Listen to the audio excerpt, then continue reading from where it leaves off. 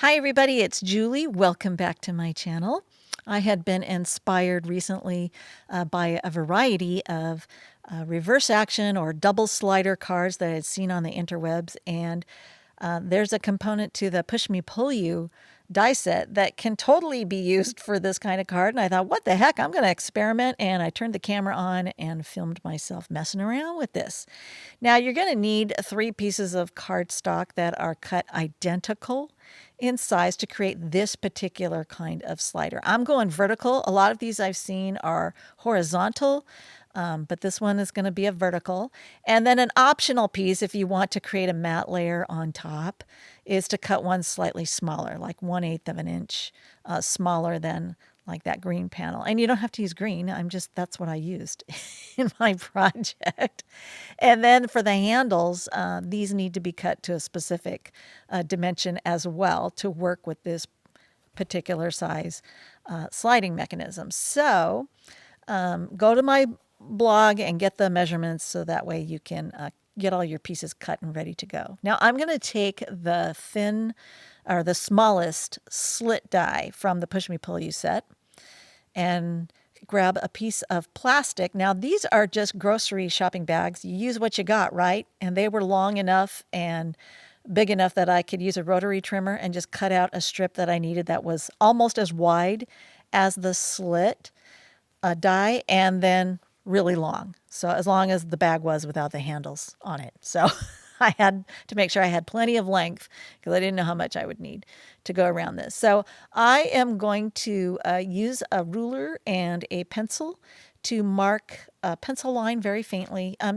Actually, this will get hidden, so you don't even need to worry about erasing it later on. So I just needed a guideline, like a 1/2 inch from the top edge and a 1/2 inch from the bottom edge.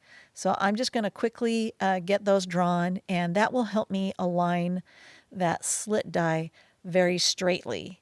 And the reason I did that is I don't like when you're making an interactive card, it's kind of important to have your measurements spot on because if you just try to eyeball it, it doesn't always work out. So yeah, ask me how I know. So now I'm going to cut the slits. I rotated the other side and I cut those slits. So I've got one at each end, equal distance from the edge. And then I can go ahead and take that long band of grocery shopping bag because I saved those things just for this purpose so I can recycle them into slider cards. And I do use reusable shopping bags now. So I'm going to run out of these bags, these other plastic bags at some point. But anyway, I've got that slid through, and this is on the back side of the mechanism. I'm going to add some double-sided sticky tape. This is a 1/4 inch. And this one you can tear. I've seen people use red liner tape, but then you have to cut it. So whatever floats your boat, whatever you got, right? I like this one because I can tear it when I need to. So I'm going to overlap that, but I want to make sure before I anchor it in place that it actually is not so tight that it won't move. So you need to have some slack there so that it can slide around. So I was testing it to make sure I didn't over tighten it. Otherwise, this is not going to work. And then I'm going to push that taped edge all the way up to the top there and add a little bit more of that 1/4 inch double-sided sticky tape. So that's where I'm going to attach my handles. So I'm going to peel away the liner there and grab my first handle, and I'm going to line that up right there below that slit and secure it there with the double-sided sticky tape. And then once I have that together, and I just wanted to test it to make sure that it was going to slide. Like I said, I was going side to side, but this is going to be a vertical card. So I made sure that I flipped it over to the opposite side because this is a reverse action. You have one going one way and the other going another. That's why I like to call them push me, pull you cards, because you push the thing and the other end goes one direction. And when you pull it, the paper goes, on the other side, it goes the other direction. So that's why I call it a push me, pull you, because it reminds me of the Dr. Dolittle movie. So anyway, I'm just testing it to make sure that it's doing what it's supposed to do. And then I'm going to plop the whole thing down into my MISTI because I didn't think ahead of time what I wanted to stamp on the inside. Because like I said, I was just experimenting here. But this works just fine. This is the standard Misty platform, and I just lined it up in there, lined up my stamp, and I'm just going to go ahead and grab a sentiment here from a recently released sentiment set that has these really fun, a little bit irreverent sentiments that are just like, yeah, I would talk like this. So I like using sentiments that I would really say in real life to somebody.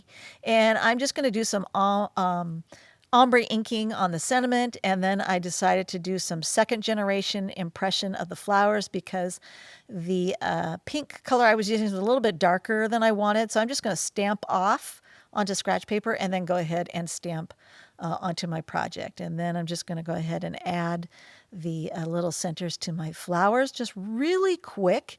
And then I'm going to slide that card down. Now, I could have flipped it around and worked upside down, but I need to have the sentiments going in the same direction, right?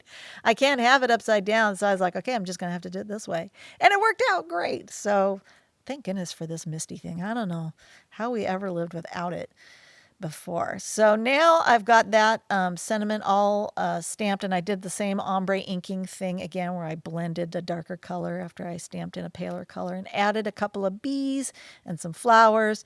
And then I'm just going to test this again to make sure that it's working. So now I'm going to flip this over to the back side.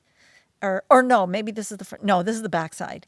And then I'm going to take some foam mounting tape, and this happens to be like a little, it's about 1/2 inch wide, so I didn't have to trim it down. I just happened to have that, so I was like, hey, perfect. So I'm going to stick that down on the side. And I want to make sure that it doesn't grip, it doesn't like get stuck onto those handles. Those handles need to be able to move freely, so you want to make sure that you're leaving clearance for that. And then I'm going to flip this over to the front side and do the exact same thing. I'm going to take that identical panel, and this is why you had to have 3 pieces that were identical in size, because it really does make it a lot easier to line all these up.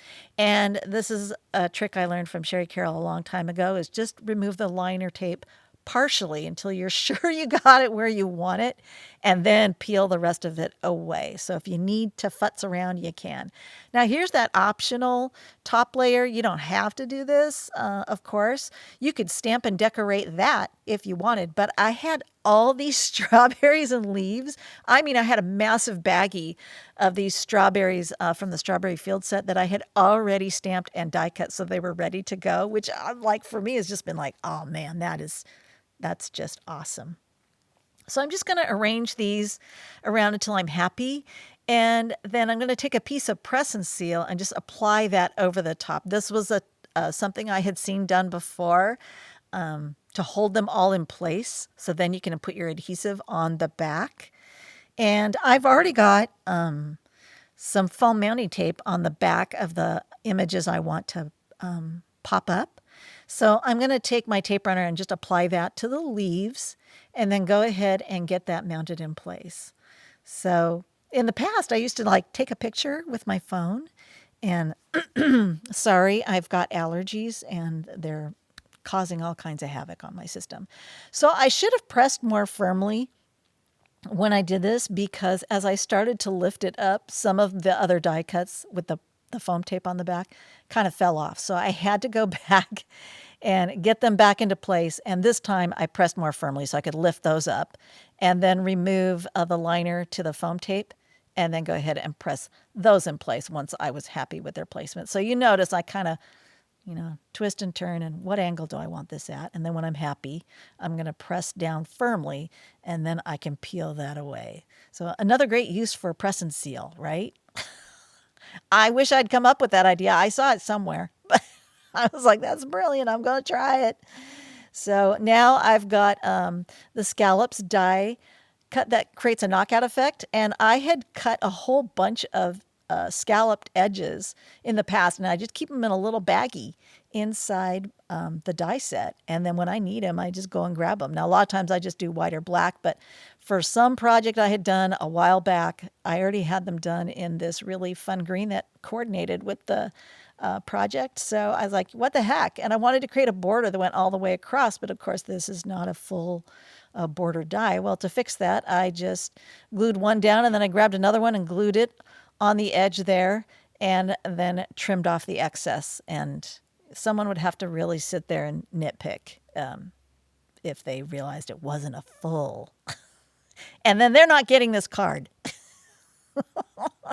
And there you go. You have the full vertical push me pull you card, and you can decorate it now with some stickles. Do it while it's open and let it dry completely, and then you're good to go. Isn't that fun?